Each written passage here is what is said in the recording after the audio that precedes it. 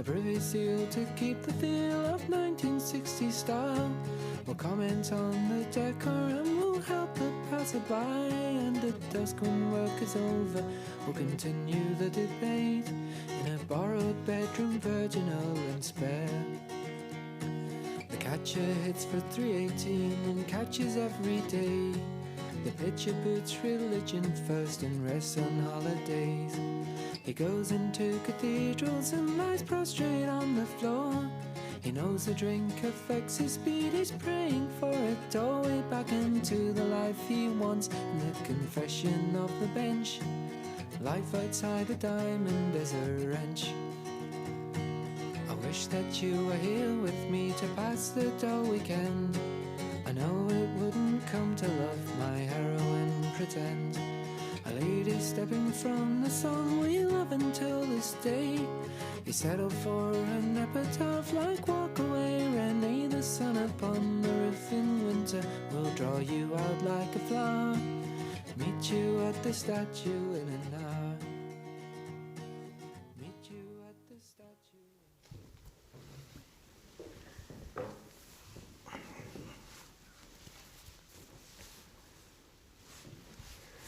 Good afternoon, everybody. Well, really happy to start with some really good news today. We're going to talk about our city budget in a moment, but we have some breaking news out of Albany. State of New York has released the official statistics for all the school systems of New York State and our graduation rates. And this is a really good moment for this city. And it's all because of our teachers, our school staff, our parents, and especially our kids. I want to congratulate everyone. But let me put this in perspective first. 7 years ago when I came into office, I was deeply focused on education. And my goal was to change our approach to make sure there was excellence throughout our public schools, but also equity, fairness, to make sure every child benefited. That's why we did pre-K for all. That's why we did 3K for all. That's why we did computer science for all and advanced placement, AP for all. The things we have done in the area of education are universal. They're about reaching every child, every family, and recognizing the greatness of our kids and that potential. If only we give it a chance to be realized. You do that by investing in kids, investing in education, particularly early. And as we have done that, we've seen so many successes. Our community schools initiatives, so many things that have been working. And with every year, more and more kids benefiting. The impact has been felt up and down the school system, and it's been felt deeply into our high schools, and we've started to see the impact of all of these investments, all of these choices to focus on kids. It's making a difference, and it's showing up now in our graduation rate. You know, I've really been a believer that if there is accountability, if the mayor has accountability for the schools, we can move things quickly, we can make great changes. Here's further evidence of it. The highest graduation rate in the history of New York City. And this graduation rate, I'm proud to say, I've been in office 7 years. Every year the graduation rate has gone up. But now we have the highest graduation rate in New York City history, 78.8%. 78.8% of our kids graduating, and that is fully 10% higher than when I took office. This is the kind of big change we need. This is the kind of fast change we need to help our kids, to help our families. So we know that thousands and thousands of kids have gotten off to a better start and their futures are bright. And now I want to turn to someone who just profoundly believes in our kids. He loves them, he cares about them, and he believes in them, our Chancellor, Richard Carranza. Thank you, Mr. Mayor, and good afternoon. I can't tell you how proud I am to celebrate the hard work and resilience of our students. The class of 2020 spent over 3.5 years working hard, studying, building community, and planning for their futures before their last few months of high school were completely upended and turned around by COVID-19. It broke my heart, and Mr. Mayor, I know it broke your heart, that these students didn't get a typical senior year. But watching how the class of 2020 handled it helped actually put my heart back together. Senior year is normally filled with dynamic in-person festivities like proms, recitals, art shows, theatrical performances, athletic events, and senior week activities. And I know our students missed those things so much, but they demonstrated true leadership and resiliency by making the most of it, participating in drive-through graduations, virtual celebrations, and car parades. I had the honor of joining a drive-through graduation on Staten Island at CSI High School of International Studies. And while it wasn't your traditional graduation, in some ways it was even more special to see those students with their families drive up and get their diploma. And today I'm delighted to say we get to celebrate these seniors even more. Because even during a global pandemic, they finished their year strong. Even when circumstances seemed their most daunting, the inspiring class of 2020 rose to the occasion. These students transitioned to remote learning. They learned how to use different online platforms and were separated from their peers, but still, they're true New Yorkers. They forged on. Words cannot express how impressive this is, and at every turn they were guided by our incredible educators and supported by their families who share in this accomplishment as well. The class of 2020 has kept the city on track to reach our goal, and that goal is to surpass the nation's graduation rate in the next 5 years by reaching 86% graduation by 2026. So even though the world was turned upside down, graduation rates rose for the 7th year in a row. Congratulations, Mr. Mayor. Dropout rates went down, and we continued to close the historical opportunity gaps for our students. And we would be remiss if we did not mention the achievements of the class of 2019 as well. More students than ever in the class of 2019 enrolled in college, a record 63%, which is an increase of over 8,000 students since the start of this administration. This is no coincidence. This isn't happenstance. All of our high schools have resources and staff members intently focused on supporting our students with college and career planning. This academic planning for our juniors and seniors is happening as we speak for the class of 2021.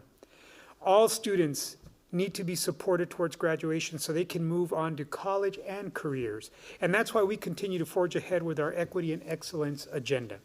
From the youngest learners at 3 and 4 years old to our high school students in AP courses, from the moment they start school, they are on a path to success. So the work continues, and today we see how the dreams of New York City graduates carry. So please join me as we celebrate the tremendous success of our most recent graduates, the amazing class, the highest graduating class in the history of New York City's public schools. That is the class of 2020. Amen. Thank you so much, Chancellor. Congratulations to you and the whole team at the Department of Education, but especially congratulations to the kids of New York City. You have set a new record.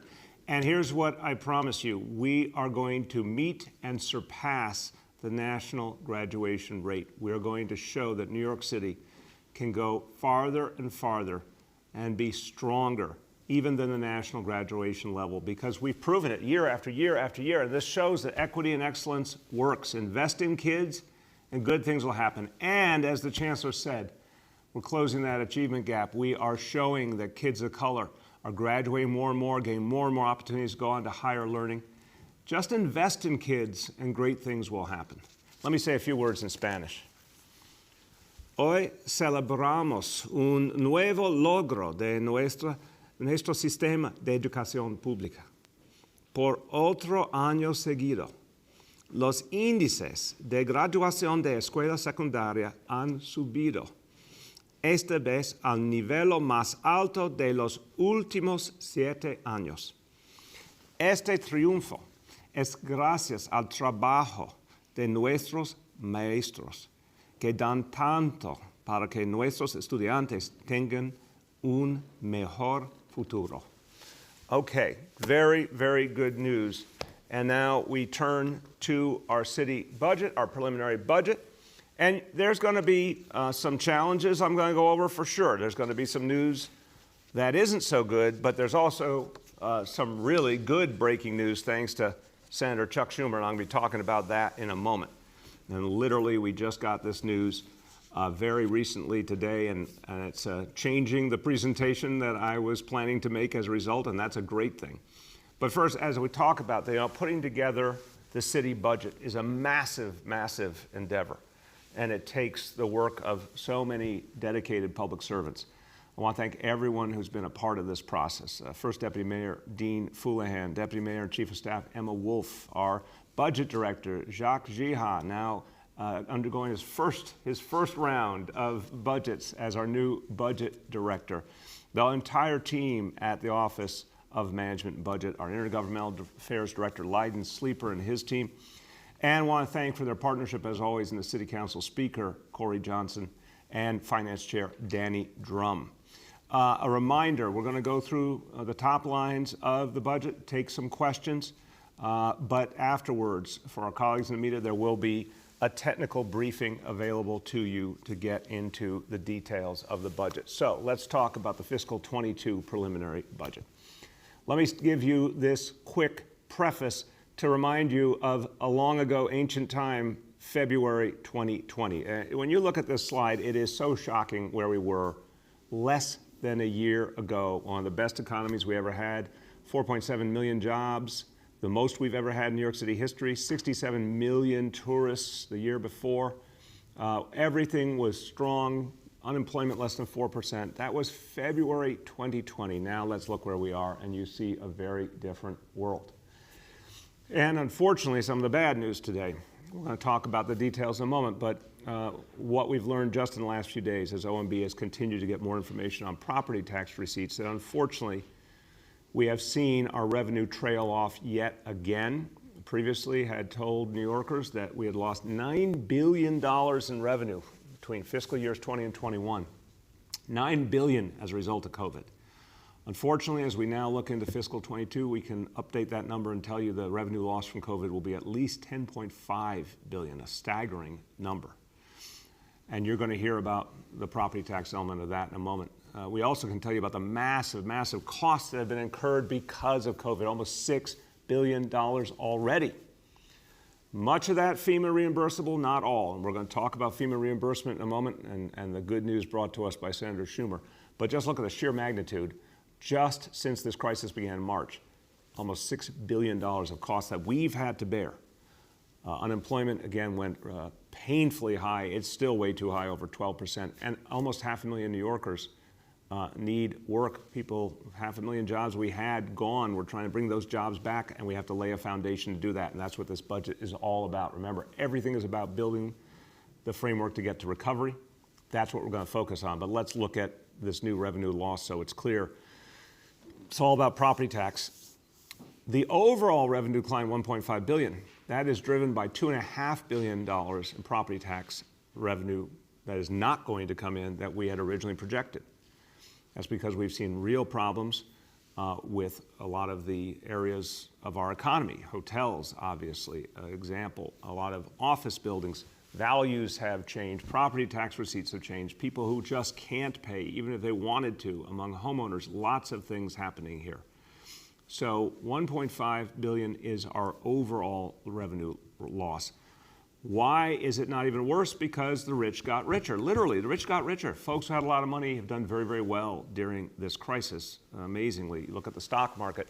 So income tax receipts have actually gone up in some cases, and other types of taxes as well. But because we've seen a net loss of revenue because of that property tax hit, the budget gap we have to close has increased substantially. We told you back in November we had a budget gap for this next fiscal year of $3.75 billion. It's now $5.25 billion, and I've been doing this for a while, these budgets, and that's much bigger than what we're used to. $5.25 billion that we need to find to have a balanced budget as of July 1st. That's our challenge. Now, again, what's the foundation of this? To put New York City on a path to recovery. Everything we're going to do here, of course we have to balance the budget. That's our legal obligation. That's what we know we have to do to keep New York City strong. But there's a much bigger point here. We have to build a foundation for recovery. So closing the budget gap, that's the first need. But when you think about it, what we really have to do is make sure we are well positioned to move forward as a city. Focusing on our people, working people who make New York City great, addressing the disparities that have come up in COVID, and constantly focusing on what's it going to take to give us the chance to get those jobs back and make New York City strong for the future. That's what we're doing in this budget. So, what matters most? Well, unquestionably, defeating COVID. That's what matters most. We are throwing in the kitchen sink to put COVID in the rearview mirror. That means, of course, massive investments in our vaccination effort. This is going to be the difference maker. We are not sparing any effort. We are not sparing any expense to make sure every New Yorker is vaccinated as quickly as humanly possible. And while I'm saying that, I'll just note we got the update of how many doses were given yesterday. Every day is getting better. Today in New York City, 35,748 doses given. So for just the first 3 days of this week, we've vaccinated 90,875 people. In the first 3 days of this week, we have vaccinated almost as many people.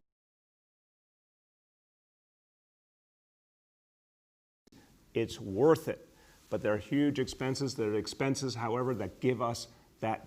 Let's talk about what else we need to have recovery. Our schools. Our schools have to come back in September fully. That means kids coming back to the classrooms 5 days a week. It also means addressing their academic needs, their emotional needs, which are so intense right now, closing that COVID achievement gap. That's going to be a central focus of this budget. And then keeping basic vital services going, those essential services that make New York City great, that people depend on, that are part of why people invest here, create jobs here, decide to come here. Those services have to be strong. You'll see that in this budget. Okay. What are some of the key investments we're making? Well, as I said, vaccination and test and trace. That's $200 million already in this fiscal year. That number is very likely to grow going forward this year and into next. We're obviously focused on our kids, their academic needs and their social emotional needs. We're focused on helping kids over the trauma of COVID and giving them the ability to come back strong. That's why summer youth employment is so important. So we're bringing summer youth employment back to where it was before the pandemic, and we're hoping that means in person this summer. If not, it will be virtual. So many things we've had to do to just give people support, keep them going. That will be part of how we turn the corner. Getting food to New Yorkers who need it, getting childcare to New Yorkers who need it, making sure folks had access to the help they need, with 311 being expanded all the time. All these are foundations of the future. Now, what we've got to do is, as I said, job one, close that budget gap, have a balanced budget. That gives us the ability to go forward. So how do we do it? Strong fiscal management always, and we had a very aggressive plan we put forward in November. We said every city agency is going to have to find savings, they're going to have to find sacrifices across the board. What we've got, $1.3 billion from that process. So that PEG process really worked, yielded the number we needed. We also have a very strict policy we're announcing related to attrition and hiring. Our workforce is beginning to shrink, and we've been clear that if an agency truly needs to hire for a line, something absolutely vital, they still can do it, but they have to give up 3 lines. They have to have 3 lines lost to attrition to be able to hire the one new. There are obviously exceptions, for example, in the healthcare field, but this is the model we're using for agencies now to keep bringing down headcount, saving money. Stimulus, we're going to talk about this a lot in the next few minutes. This is absolutely crucial to get a strong stimulus from Washington, an actual stimulus, not just a survival package, a stimulus with direct aid to New York City and all localities. That's going to be the single #1 difference maker. And then avoiding state cuts. This is the hidden danger here, massive potential state cuts that we have to be ready to guard against, and we need that stimulus in particular to help us do it. Okay, now, let's talk about these savings we achieved. The $1.3 billion in PEG savings, that's this fiscal year and next. I want to talk about the mayor's office. This is important. My office, the office of the mayor, we made a commitment to leading by example. We made a commitment to making very substantial cuts to our budget. If you go back to just a year ago at the preliminary budget last year, compare it to what we are putting into this budget, a 13% decrease for the mayor's office. We're going to spend 13% less while still serving the city and making sure everyone is safe and we move forward. So we want people to see we're tightening our belt. We expect every city agency to tighten their belt. Overall, citywide savings, $2.2 billion over the 2 years, and a total $3.6 billion in savings overall since last June. Now, let's talk about PEGs, and this is where it gets immediately interesting because of the breaking news. So literally what you see before you, that slide, that is what I used to brief the city council speaker, the public advocate, the city controller, the city council members, the borough presidents. I then came out of the meeting with the council members, the borough presidents, had a call from Senator Schumer, and I want to say thank you, Chuck Schumer. You have really, really gone to bat for the people of New York City and New York State, and this is huge. Senator Schumer told me that literally as we speak, agreement was reached with the Biden administration to be, in the next few days, with President-elect Biden, that the FEMA reimbursements due to us will now be achieved at a 100% level. Now, we've talked about this a lot. Right now, throughout this whole painful crisis, the city of New York has had to cover 25% of all FEMA eligible expenses. FEMA eventually provided the other 75%. Now FEMA is going to cover the full 100%.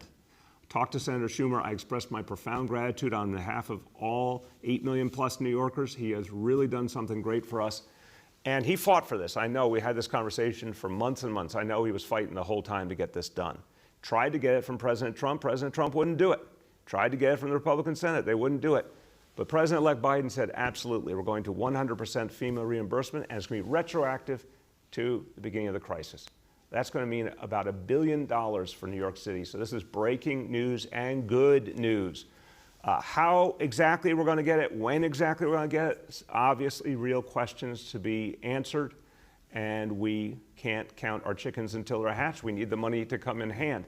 But I can tell you this is just profoundly important news. So you see, these two pegs, these two cuts, were scheduled to move forward as of an hour ago. Now, with the news from Senator Schumer that we'll get 100% FEMA reimbursement and retroactive back to the beginning of the crisis in March, we're going to cancel these cuts. So that $150 million that was going to come out of Department of Education for fair student funding, we're canceling that cut. They can use that money for those schools. All those schools will be made whole. That $44 million, that was going to mean, once again, delaying the expansion of 3K.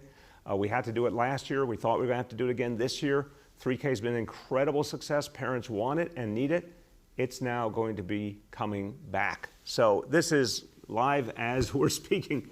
Really, really good news. Let's keep going, and I'll tell you about the things we're going to keep doing. Even with that good news, we're still far, far, far from out of the woods. So the hiring rule, 3 vacancies for 1 new hire. Now, we've already reduced headcount for the city of New York by about 7,000 employees since last January, so last year. We're now going to reduce headcount by 5,000 more employees, so a total of 12,000 headcount reduction. Again, we're going to miss the work that those folks do, but we need these savings going forward. Labor savings. We're going to continue to work with the labor community. We had a huge challenge in this year's budget. We needed $1 billion. We were able to find, with the help of labor, the money we needed. We were able to avert negative actions. Thank you to our labor partners. We're going to still have to keep working together on savings, but we have a good track record that makes me very hopeful. Now, here's some good news also, and it's something most New Yorkers don't pay a lot of attention to, the nuances of our pension system, but our city actuary has come up with a great proposal. We're very appreciative to her.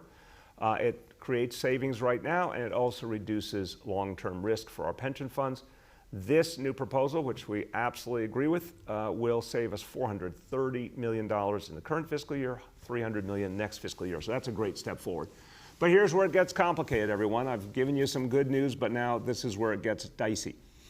The state of New York. The state of New York, they really do have a profound fiscal problem. I'm not belittling that. They have a massive challenge. They also deserve a huge stimulus. Until it's here, we don't know when and if it's going to happen. We don't know what level. We don't know if it's going to have local aid. There's a lot of open questions. But we do know one thing. The state of New York has to be made whole. If they're not made whole, we're not made whole. The state at one point made very clear that if they do not receive a massive stimulus, here's the problem. They may have to cut aid to localities all over the state by $8 billion. I'm talking for 1 year, $8 billion. That means a $4 billion hit to New York City. So while I'm telling you good news and things that are working, all of that could be quickly erased if we see anything like those cuts from the state. Here's my message to the state of New York. It's not going to surprise anyone. If you want to avoid cutting the vital services that cities and counties and towns provide to their people. Here's a solution: tax the wealthy. The wealthy of New York State have never been taxed at the level they should. They have not paid their fair share. They just got a massive tax break a few years ago from President Trump. How about asking them to pay their fair share in the middle of a pandemic while they are getting much richer? Let's look at the facts. 120 New York State billionaires, 120 billionaires grew their net worth by $77 billion during the pandemic. Yes, there's money. I used to say this last year, year before. I'll say it again. There's plenty of money in the world, and there's plenty of money in this country, and there's plenty of money in this state. It's just in the wrong hands. Let's tax the wealthy at the level they deserve, and then we can avoid these horrible cuts to things like our schools, healthcare, our seniors. We're going to fight these cuts, obviously, if the state feels compelled to move them. Now, that's one challenge. Here's another challenge. Maybe you could consider it an opportunity, but right now it looks more like a challenge. Good thing happened. There was a COVID relief package. It wasn't a stimulus, but it was a COVID relief package. That's good. $4 billion was sent to New York State for education. That's good. And it was supposed to be distributed to Title I kids, kids in greatest need. That would normally mean about 60% of the money would go to New York City. However, the federal language did not in any way, shape, or form require the money to go to localities, to go to local school districts, did not require the state to use the money for that purpose or to avoid sending that money but cutting the same amount someplace else, which is known as supplantation. Unfortunately, we have a challenge that means we don't know if we're going to get our fair share. If we don't get our fair share, we can't do the things we need to help our kids. So right now, $2.3 billion riding on whether the state gives us what we actually deserve according to the goal of that federal legislation. If we don't have the money, we continue to have huge challenges in terms of opening up school in September. There's going to be huge costs to reopen school, to address that COVID achievement gap, to provide support to kids who have been through trauma. We've already spent a huge amount of money to get schools back open and to support remote learning and to support free devices for kids who needed them. We deserve this federal funding to make us whole and to help us move forward, and we need to fight for it. Okay. Here is another, there's a day of many items of good news. Here's another piece of good news. And I want to thank the members of the City Council. Really appreciate what the City Council's done here. Really appreciate the good advocates who are working hard on behalf of lower-income homeowners. Issue, it's not like a front page issue, tax lien sales, but it's something that really needed real reform. We needed to make sure that folks who fell behind had every opportunity to keep their home, get on a payment plan, get help. Great new reforms have been agreed to with the City Council and the advocates. They'll protect a lot of homeowners, make it easier for folks to get on those payment plans, make sure that folks get help and guidance when they need it, a lot more outreach, $1 million outreach campaign, working with grassroots organizations, and a process to determine what's the best set of reforms for the future. These are the biggest reforms to our tax lien sales ever. Major steps forward, but we're going to also have a working group to determine what comes next. This is a one-year authorization. It means $1 billion in our budget is secure, so it's very timely. Council's going to be voting on it later on this month, and we're very appreciative. This is really important progress to keep us moving forward. Okay, now, homeowners.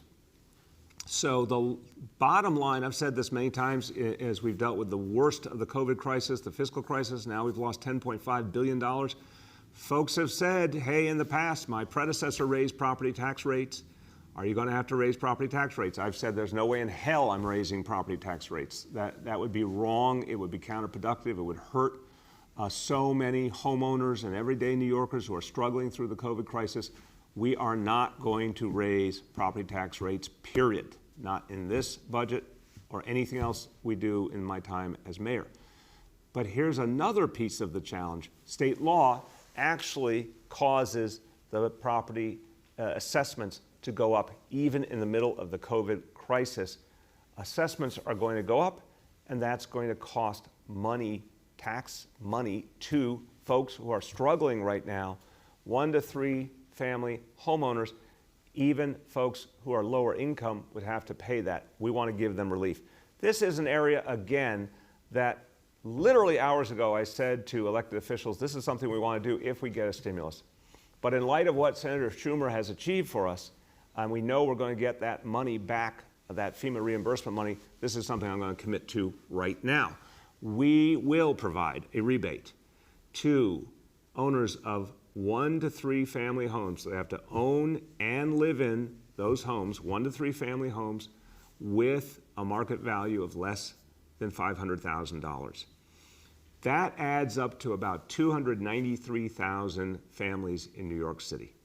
So these families will get a property tax rebate, and that will make up essentially the difference of what they would have had to pay additionally because of state law. So this will make folks whole and help them move forward in the middle of this crisis. So again, just a little while ago, this was a proposal pending stimulus money. I'm now telling you we are absolutely positively going to do this because of the great news from Senator Schumer.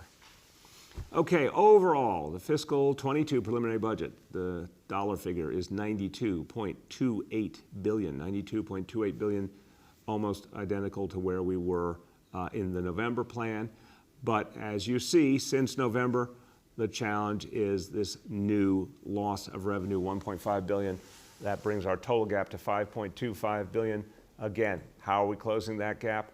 We're closing that gap with the PEG program, the cuts from the different agencies across the board, with the pension savings, with other reductions in expenses we've found, reforms to our debt service to save money there, labor savings, and some areas where we're seeing increased revenue. So those are all really good pieces of the equation that we'll work on. Obviously, there's pain there. I'm not belittling that some of that stuff is not what we would love to do if we had all the money in the world, but we know we can do it, and we know we can balance our budget. Quick note on our capital budget. Let's go over these numbers and the capital budget. We've had an increase from our last version, the 10-year preliminary capital strategy, is $118.8 billion. A big focus on affordable housing. That's not surprising. That's been one of the central focuses of this entire administration. And now we're able to get back a lot of that construction full bore again. We also have been able to free up some capital money that was on hold for cash flow purposes. We've been able to once again open that spigot. So affordable housing, big focus. Vision Zero, major focus here. Safe streets for pedestrians and cyclists. That's going to be a big focus of our capital plan. Effects of climate change that we have to address. These are central parts of our capital plan. Okay, again, this slide was when I was going to explain to you that we had to fight for $1 billion that we really deserve by getting the 100% FEMA reimbursement. Well, check, done and done. So that is done, and thanks to Senator Schumer and, of course, to President-elect Biden for agreeing to this really crucial step. It's going to help New York City so much and so many other cities. So this budget will start us on the path to recovery. The focus, as always through this administration, but even more now, is on equity, on fairness, on addressing disparities. You're going to see that in this preliminary budget. You're going to see even more in the executive budget, and we'll talk about more in the state of the city. But nonetheless, big challenges looming, dangers, cuts from the state, or not getting our fair share of that education money, and even with the good news today, we still need a serious and focused federal stimulus with local aid to really recover and move forward.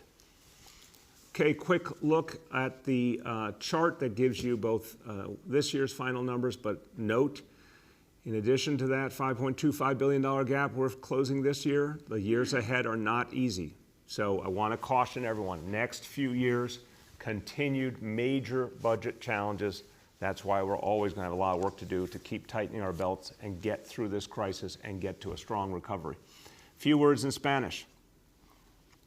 El presupuesto refleja nuestros valores y hoy anunciamos un presupuesto para recuperar nuestra ciudad. Vamos a invertir en nuestras escuelas, nuestra lucha contra el coronavirus y los servicios esenciales. La ciudad más grande y más justa ahora va a ser mucho más fuerte que antes. We're going to bring our city back, and we're going to make it stronger and fairer than even it was before. With that, we're going to turn to our colleagues in the media, and please let me know the name and outlet of each journalist. We'll now begin our Q&A. As a reminder, we're joined today by First Deputy Mayor Dean Foulahan, by Budget Director Jacques Jiha, by Dr. Dave Takshi, and by Dr. Mitch Katz. First question today goes to Courtney Gross from New York One. Hi, Mr. Mayor. How are you? Good, Courtney. How you been? I'm good. Thank you. So I believe this budget doesn't include layoffs. Is that correct? Yes, we have that $1 billion labor savings category, and we really need to get savings from our labor partners, and they've been very, very helpful, and there's been a spirit of collegiality. We're going to keep working on that. So we still are going to need labor savings. But again, the more support we get, as we just got from Senator Schumer, the more we can say layoffs are absolute last resort and something we hope to never even have to contemplate. I guess just for further clarification, are they still on the table? Because it wasn't obviously that long ago that you said, 22,000 people, city employees could potentially lose their jobs. So is that totally not going to happen anymore? Just to clarify that. And are you assuming in this budget that you're going to be getting even more federal funding? Is that assumption sort of baked in? No. Courtney, I'm sorry to interrupt. I really want to make sure. I felt I was clear, but let me be clearer. No, it's absolutely not baked in. That's why I'm trying to be really clear about the challenges we face and the fact that we have to fight for that stimulus money. We do not have any guarantees if there will be a stimulus, when there will be a stimulus, how much, if it will include local aid or not. I mean, I just gave you the example of the education money that did come out of the federal government, but we have no guarantee if we're going to see any of it. So no, we're far from out of those woods. But to your core question, let me clarify. Originally, you're right. We talked about 22,000 layoffs, horrible number, something I did not want to do. And that would have been this last fall. We were able to find savings an alternative way. And we said from the very beginning, we needed labor savings. If we could find the savings, we would not do the layoffs. We got the savings working with labor. We did not need to do the layoffs. That's getting us through this fiscal year. As we look ahead to next fiscal year, we definitely need more labor savings. But we're working from the position of being very hopeful that we had a great process with labor this time. We'll be able to do it again. I can never say never because there are such dangers out there like that potential $4 billion in state cuts. But I can say right now there is no plan to move forward with layoffs. They would only be an absolute last resort. The next is Michael Gartland from the Daily News. Hey, Mr. Mayor, how you doing? Good, Michael. How you been? I'm good. So question on this police reform mandate that the governor put out in June. That's tied to funding. Do you project that the April deadline will be met for that? And is that a concern that money might not be coming in if you guys miss that deadline? How much money does that represent as well in state aid? First of all, I'm absolutely confident we'll make that April deadline. Look, for 7 years we've been doing police reform. Folks in Albany focus or don't focus on things. We live here in New York City, and we've been doing police reform from day one. Ending stop and frisk, ending marijuana arrests, body-worn cameras, de-escalation training, implicit bias training. We've tremendously reduced the number of arrests. We've tremendously reduced mass incarceration. I could go on quite a bit more. We do police reform here in New York City, and a lot more is about to begin. You're going to see it play out literally in the coming days. So unquestionably, we're going to meet that deadline. I can't tell you, we don't have a firm projection on what the state is talking about on the funding side, but it's going to be moot because we're going to put forward a very strong police reform plan. Go ahead, Mike.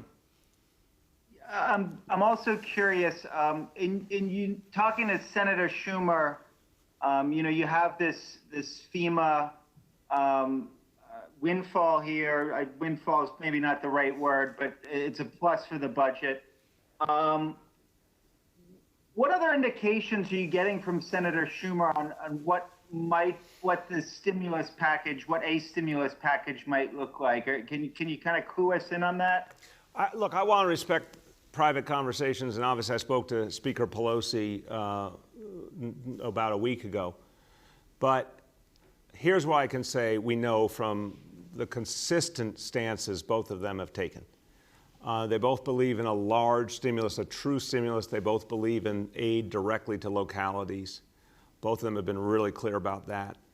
I'm thrilled that Chuck Schumer is going to be the Senate Majority Leader. This is going to be a huge difference maker for New York City and for the whole country. So from my perspective, we couldn't have two better leaders at this moment when it comes to belief in a serious major stimulus and belief in local funding, direct funding to localities. Now, a 50-50 Senate is not a layup in terms of the details, how big stimulus is, what features it has. There's a lot still to navigate. Also, the question of timing. Is it going to happen in the near term? Is it going to happen before the April 1st state budget? Is it going to be later? So the will is there, but there's a lot of challenges to still get us to where we need to go. The next is Henry from Bloomberg. Well, Mr. Mayor, how are you doing today? Well, Henry, I'll take some good news. So even though there's some tough things in this budget, the good news is very good. So I'm happy. How are you doing? I'm doing fine. I have a lot of questions, and unfortunately I can't ask them all. But the first question I've got to ask you is, what happened between now and November when the November budget projected a $97 billion fiscal 22 budget, and now we've got a $92.28 billion budget. I'm going to contest that figure. I'm looking at my colleagues. I don't remember a $97 billion budget at all. I'm happy to be proven wrong, but. Well, I'm looking at the website for OMB, the November 2020 Go ahead, Jacques. Yes. financial plan. Yes, the budget in November for 22 was projected at $97 billion with a $4 billion gap. So what happened is we had a significant drop in tax revenue for this year. These are the things that explain it, and also a drop in federal grants. These are the things that explain the drop. Yeah, that's an abstraction, that's to say the least. Everything we do in budgeting is based on real revenue, obviously. So we've told you that we did not see a stimulus. We all thought there would be a stimulus. We did not see additional support from the state. We did not, obviously, until just now, get this resolution on FEMA, and we thought property tax receipts were going to be higher. So we're trying to constantly update people on the revenue picture, but the revenue picture, unfortunately, has gotten worse. Okay, I still don't understand how all of a sudden the budget lost $5 billion in spending, but let me move on to another question, because the property tax from March to Do it afterwards. Go ahead, Henry. Go ahead. The property tax from March through August increased. And so I'm a little surprised. The comptroller, Scott Stringer, put out a report showing that the property tax, which is the city's largest revenue source, as you know, rose almost 4% to 16.3 billion in that time. What happened, if anything, to suddenly make it plummet from August until your latest figures? Well, Jacques is in the middle of the pandemic, the revenue went up.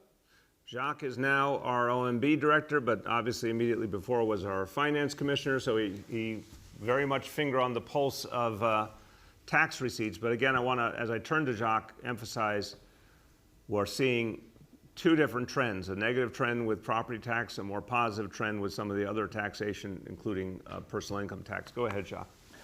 What happened is the Department of Finance will issue tomorrow the tentative tax roll for 2022. And based on the preliminary report that they provided us, there has been a significant decline in market value of property in class 3. That, you're talking about offices, retail, hotel. So there is about 15.6% decline in market values, which translate into a decline in assets value. And as a result, we will be experiencing about a decline of $2.5 billion in 22 in property tax revenue. And this also has ramification for the out years, because we also have to we're carrying about $2.5 billion almost in each year of the financial plan in the out years. Thank you. Go ahead. As a reminder, we're going to have a technical briefing after this for any more detailed questions on the budget. As another reminder, we're also joined on WebEx by Chancellor Carranza. The next we have Bridget from WNYC. Hey, Mr. Mayor. I wanted to know if you could talk a little bit more about, excuse me, the PEGs. And you said you achieved this $1.3 billion in PEG savings over fiscal 21 and 22, 13% cut from your office since last year's preliminary. But can you give us a sense of what kind of percentage cuts other agencies were looking at? Was there anything consistent to that? And is there any additional target they need to meet by the executive budget, similar to what you did last year? A great question. Thank you, Bridget. Right now, what we did with the PEG process is we gave agencies each a target, all of them within a pretty similar range. But each agency had a target. They had to meet the target. We have had different agencies before this PEG process that took major savings. Several had major headcount reductions, for example, for other budgetary and policy reasons. So each agency does have some difference by definition. Mayor's office, obviously, it meant reductions in staff, it meant furloughs, all of the things that we have been doing. Now, to your question about the future, we have not put up a new PEG goal. But we are going to now, as a result of this process, determine what we have to do going forward. We're going to, obviously, it's going to vary deeply according to those variables I mentioned in the briefing. Do we get a stimulus or not? What happens with the education money? Do we get our fair share or not? What happens with potential state cuts? All of these things are going to determine. Right now, we're balanced. But some of those things could change the equation favorably or negatively, and of course, revenue. I mean, we just saw a major hit on the property tax side. There is obviously the danger we might see more between now and the adoption in June. So there's not a new PEG plan yet, but if we feel the need for one, we can put that in place at any point between now and June. Go ahead. And I just wanted to see if you would take a moment. I mean, this is your final preliminary budget presentation. Obviously, we'll have an executive and a final budget, but you are in a much different economic situation than you were when you delivered your first preliminary budget. And I wonder if you would just reflect a bit about where we are as a city, the challenge you're facing now, and just how it feels to be at this point in your leadership of the city, given everything we're facing. I appreciate the question, Bridget. Look, this may be hard for people to hear because there's still so much noise out there, and unfortunately some people spreading negativity about New York City. But I'll tell you what I truly believe. I'm absolutely confident in the future of the city. We've got a tough situation right now, but I have to look at the positives. I really have to, and this is what drives me and why in my last year I'm feeling very, very energized. There were three giant question marks. I always refer to, the day that Charlene said to me, election, stimulus, vaccine. And it really did define everything in the fewest words possible. the election, from my vantage point, what I believe, but also for the good of New York City, went as well as we possibly could have imagined. I didn't know we'd ever get a chance to take back the US Senate. That's happened. President Biden's victory was resounding, President-elect Biden. We've gotten a vaccine as early as was conceivably possible. And the vaccine, the experience with the vaccine has been really positive. On the ground, remember, Bridget, for a long time, we did not know exactly when we get it. We didn't know if it would be as good as hoped. I mean, it's really been impressive. We got it in December. It's working. That's amazing. The fact that stimulus, although it's not here yet, we've got the best conditions possible to at some point get the kind of stimulus we need. And this action today by Senator Schumer, working with President-elect Biden, that, something we fought for months and months. We constantly pressed the Trump administration for 100% reimbursement on FEMA. We couldn't get anywhere. The fact that it happened immediately, even before Joe Biden walked in the door, is amazing. So I'm really hopeful, big picture. And I also have seen this heroic effort by New Yorkers this year, you can't imagine how many heroic things were piled one on top of other. The hospital system held, the PPE and the ventilators and the lab capacity was built here from scratch. Test and trace core built from scratch. We brought our schools back when no major city school system came back in America. We came back in person. And now this amazing vaccination effort. I'm really excited about the future of New York City. So it'll be a tough transitional year in 2021, and there's serious challenges we have to deal with. But I don't have a question in my mind about where we're going. So my spirit in my last year feels very much like my spirit in my first year, honestly, because I've just seen heroism on display, and I see tremendous energy that's going to move us forward. Sorry for the long answer, but you hit a nerve. Go ahead. The next is Joe Anuda from Politico. Hi, Mr. Mayor. Hey, Joe, how you been? Not too bad. So I wanted to ask you about the labor savings from this year. I mean, so you characterized, I think it was about 100 or a little more than 700 million as labor savings. But I'm assuming, those payments were just delayed until this fiscal year 22 budget. So they're presumably showing up as expenses at a time when revenue is going down. So I'm wondering if you could sort of explain the logic of that and how that squares with the addition. I'm guessing it's an additional $1 billion in labor savings that you're penciling in for this year. I would make it a little simpler. I appreciate the question. I make it a little simpler. We needed $1 billion in labor savings. We were able to get the savings we needed. Obviously, some other things happened too in the back and forth of the budget, but we were able to get what we needed for this year so we could move forward. But next year, as it says in the presentation I just gave, we're projecting a need for another $1 billion in labor savings. That can take many, many forms. But I feel very good about the fact that labor worked with us so productively to get things done. So I'm confident that we can work together again.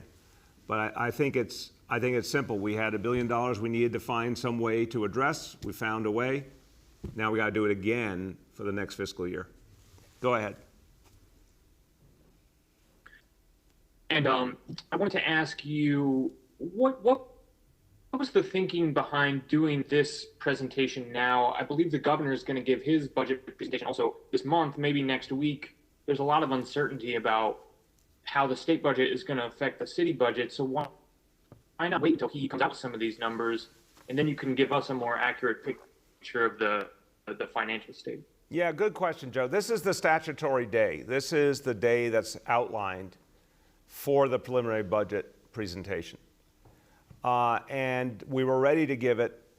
We knew there are lots of uncertainties up ahead and lots of moving parts and lots of question marks on the federal level. So, it didn't make sense to try and move off the day that was determined by statute. And we also know the budget keeps evolving. Obviously, state budget on April 1st, our budget, our executive budget in April, and then a whole lot happens even between then and the June adopted. So it really didn't make sense to hold off. You know, what is clear is the two biggest moving parts here. One has to be determined by April 1st. Are there going to be those big state cuts? The other is that federal stimulus. That doesn't have a timeline on it. Even though I'm hopeful of the fast version of a federal stimulus, and I really think that would be the best thing for the country, we don't know that yet. So it just made sense to just plant our flag, say what we knew, and then keep building from there. The next is Nolan from The Post. Hi, everybody. Hey, Nolan, how you been? I'm all right. How are you, Mr. Mayor? Good, man. There's obviously the budget that came out today, but there's obviously also been a whole lot of other news and developments that are of pressing interest. On the question of vaccines, you've gotten a lot of questions about the computer systems and how people are getting registered and all the rest of it. I was wondering if you, or if I see Dr. Mitch Katz is on the call, if one of you could walk me through exactly why there are 3 separate systems that New Yorkers need to register for accounts through, depending on whether or not they're getting shots from a community healthcare clinic run by DOH, whether or not they're getting their shots through the health and hospital system, or if they're getting their shot through one of these vaccine hubs. I'll start and turn to Dr. Katz and Dr. Choksi. No, a very fair question. Look, all of this is based on the providers. Let's be clear. I mean, the way we set this up was to take the maximum amount of capacity and bring it into play. Different systems were previously set up the way they handle patients, and it just made sense to start with that. But the goal is to bring these systems to, in greater alignment, make it simpler. The part we can't make simple is the qualifications. You have to fit certain characteristics to be allowed to get the vaccine at this point, and there are state requirements as to what you have to attest. It's not like, click, click, click, and you're done. There's obviously a fair amount of detail, but we do want to make it simpler. So Dr. Katz, then Dr. Choksi, you want to speak to that? I'll start, Mr. Mayor. Thank you. I mean, the first thing that comes to my mind is we did this fast so that New York City could get its vaccines fast. And the quickest way to do that was to have each of the providers maintain their own computer system, but then create an overall umbrella system. So people can go to one place, then they choose whether the site they want to go, and wherever they choose, it basically goes into their computer system to make an appointment. So, all providers have their own system. And while I think it would be wonderful if there could be just one single system, we would never succeed at being able to change every provider's computer system in this amount of time. And so I'd also point out, besides the umbrella website, which shows all of the places people can go, if people call our customer assistance line, they can get an appointment at any of these places. So we've done our best to try to make this happen very, very quickly. And as the mayor says, we'll work hard to try to bring it more and more together in the coming weeks. Dr. Choksi, you want to add? Yes, sir. Just three brief points to add on this. First, to make sure that people are aware of those resources that are already up and running. nyc.gov/vaccine finder is the one-stop shop for those locations. And then it's 877-VAX4-NYC, which is the telephone call center to help people navigate who may have limited internet access or limited internet proficiency. The second point is to elaborate on what Dr. Katz said, to point out that we do want people to get their vaccine from places and clinicians whom they trust. And that's one of the real benefits of, for example, having a patient who gets their care at Bellevue to sign up for an appointment there so that it can be connected to their medical record when they're actually getting the vaccination. So there are some benefits just with respect to the practicalities of clinical care here. And then the third point is to say that certainly Dr. Katz and I are in constant communication about our systems and approaches to drive alignment across all of the city sites. Thank you. And just, Nolan, just to emphasize this point, I mean, yesterday was, again, 35,748 vaccinations. So we're at 90,875 for the week. After 3 days of the week, our goal this week is 175,000. I feel really good about that. I mean, this thing is just growing all the time. So we do really want to make it easier for people, but I can tell you a hell of a lot of people are navigating it well. We've got something in the order of 130,000 appointments booked for the days ahead. Something's getting through, but we want to keep making it better. Go ahead.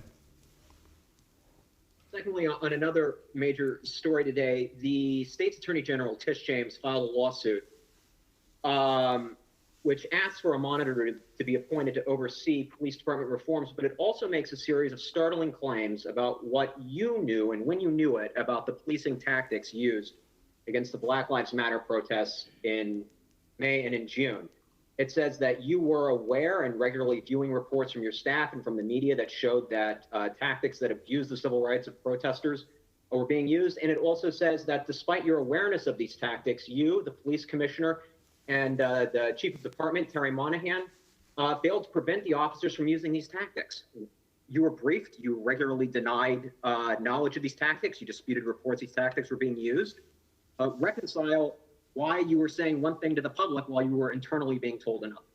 Nolan, let me say that two very, very important investigations took place.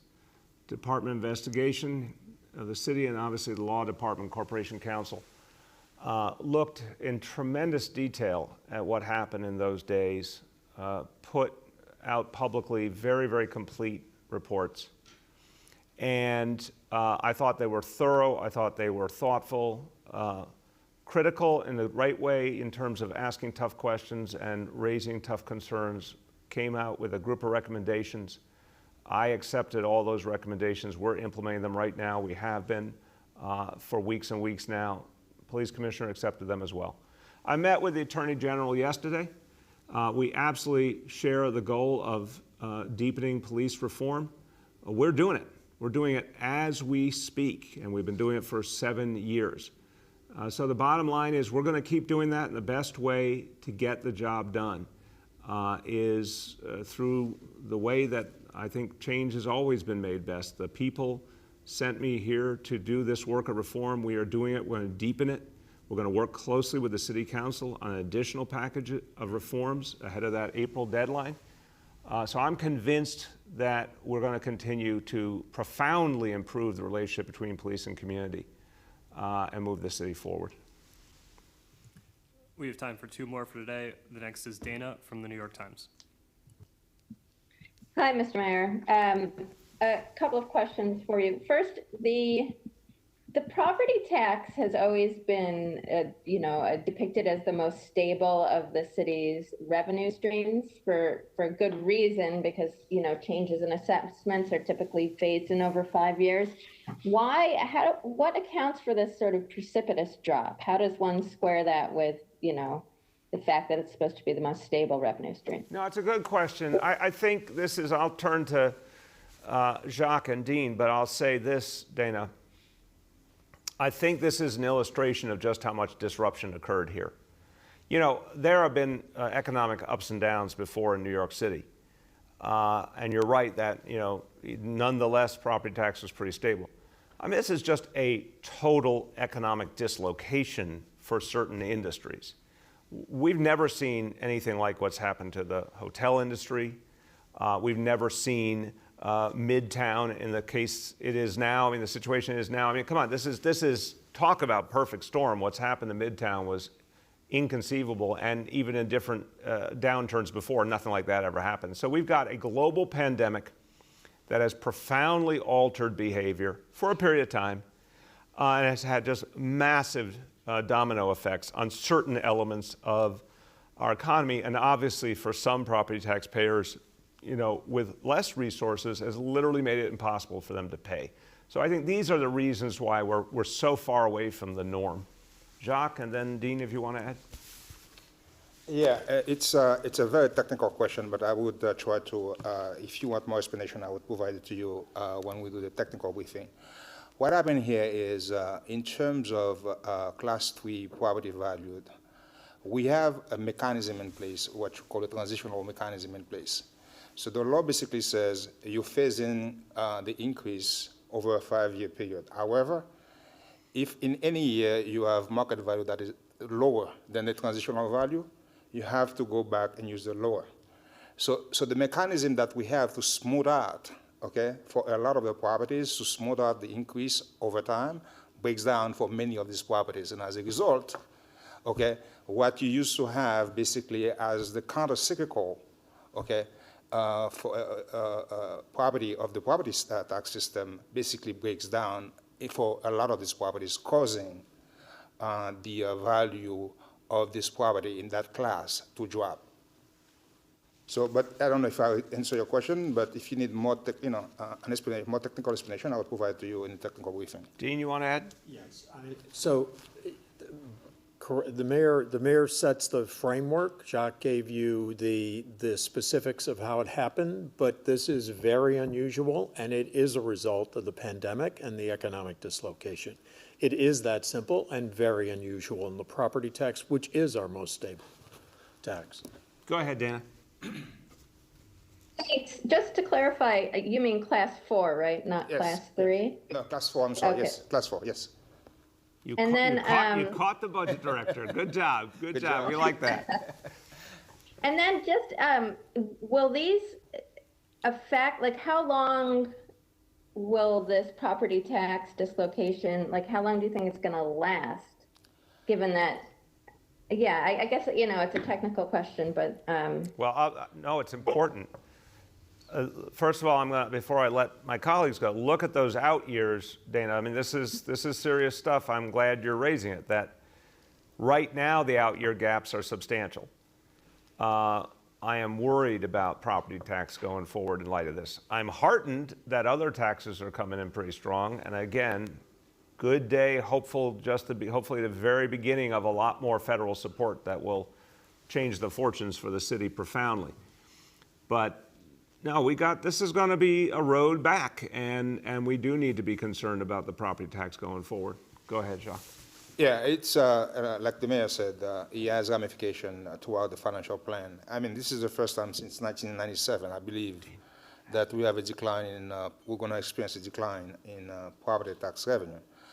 Hopefully, as we have, we're seeing the light at the end of the tunnel with a vaccination campaign, a very aggressive vaccination campaign in New York, and hopefully as we begin to safely reopen the economy and people coming back to work, offices, vacancy begin to jobs, hopefully we recovers very soon, sooner than later, and we to basically change the trajectory of the property tax revenue. Okay, thank you. Go ahead. Last question for today goes to Katie Honan from the Wall Street Journal. Oh, hey, good morning. I was just hoping you could explain a bit. I know you spoke earlier about the FEMA reimbursements, and I know we could, probably guess what some of the COVID expenses were, but I don't know if you or Dr. Katz or Dr. Trotsky wants to explain a little bit more about what the biggest FEMA reimbursements were, and I guess just to explain a little bit about how important this is to get 100% of this reimbursed. Yeah, it's incredibly important. And actually, I would say Dean and Jacques might be able to talk about more from a budgetary point of view. But look, I mean, the vaccine effort is a great example, Katie, of everything we're doing to vaccinate people, all these centers we're setting up, all the personnel that we're bringing in from the providers, everything we're paying for to get people vaccinated is absolutely central to beating the coronavirus. Now, that is FEMA reimbursable. That's the good news. But until this morning, that meant that you had to still pay for 25% of the cost. So it kind of was, more than kind of, it was definitely a contradiction. The federal government saying, hey, let's fight the coronavirus, let's beat the coronavirus, let's go as fast as possible. But localities, you're on the hook for 25%. Now, every locality in America has lost a huge amount of revenue. So if you're running out of revenue, if you don't have a choice, you're not going to go and keep spending the money you need to overcome COVID if you don't have any money. And we're doing better than some places, but it's a total catch-22. So by saying now these appropriate expenses are 100% reimbursed, it encourages everyone to go do what they have to do to beat the coronavirus. So all the costs related to the vaccine initiative are a great example of something that's FEMA eligible. And the fact that they're going to go back to the beginning of the crisis is huge for us. Again, our estimate is about $1 billion impact on our budget, as if we got $1 billion more in revenue. Dean or Jacques want to add? Yeah, we have a number of items such as PPEs, testing, food, remote learning, school reopenings. All these items will be covered by FEMA. Go ahead, Katie. For the record, I don't even realize I'm saying good morning usually, so I apologize for saying good morning. Right. It's the coronavirus. It's okay, no Katie. Idea that I'm saying it. So my second question is, I know, especially over the summer, there was a big push for the borrowing authority, and it kind of, you didn't receive the support in the state. It kind of fell off a bit, and I know you've said repeatedly that the stimulus is not guaranteed. So is that still something you are looking to pursue in terms of filling some of these revenue deficits in the city? The simple answer is not right now. The focus then, Katie, I got to tell you, in the spring, when the House passed its stimulus bill, I was very hopeful, wasn't thinking about borrowing, and then the Senate didn't act, and we got increasingly worried there would never be a real stimulus. We obviously did not know what the election would bring in November. And so borrowing was a very real need because we had so many unknowns and so many growing expenses. This is even before we knew the property tax impact and everything else. But the results of the election changed things obviously profoundly. And we're hopeful about a stimulus. So right now, it's not on the front burner. It's something I'd say we keep in our back pocket, depending on how everything goes. I'm still worried about those potential state cuts. I'm still worried about the if, how, when of a stimulus. What size? Does it have local aid? But no, we're not, at this moment, we're not focused on the long-term borrowing. Everyone, as we conclude, just look, we got a lot to do, a tough road ahead, but we also got some really good news today. Again, special thanks to Senator Chuck Schumer, amazing effort to get us 100% FEMA reimbursement. That's $1 billion closer to the recovery of New York City, so that's a good day, and we thank our senator for going to bat for all of us. Thanks, everybody.